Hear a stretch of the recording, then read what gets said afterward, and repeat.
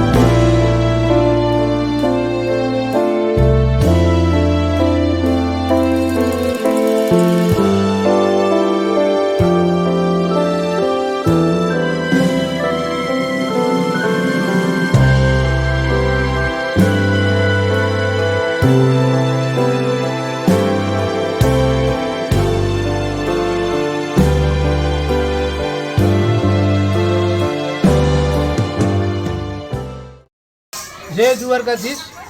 आज जन्माष्टमी नियमे जय भव्य तो भव्य एकदंत અને કોળી સેના ગ્રુપ અને બાબરકોટ ગામ સમજ દર વર્ષ જેમ આ વર્ષે પણ જબરજસ્ત ઓપરેશન સિંધુનો કાર્યક્રમ જબરજસ્ત ગોઠવ્યો છે અને સાથોસાથ જન્માષ્ટમીનો ઉત્સવ ભાવ અને ભક્તિથી સર્વ ગામજનો, મંડળો, બહેનો, વડીલો, માતાઓ ઉજવે છે। એમ કાર્ય ઠાકોરને વિનંતી છે કે આવું નવું કાર્ય બાબરકોટની અંદર વર્ષોથી પરંપરાથી કરતા રહે એવી ભગવાનને પ્રાર્થના કરું છું।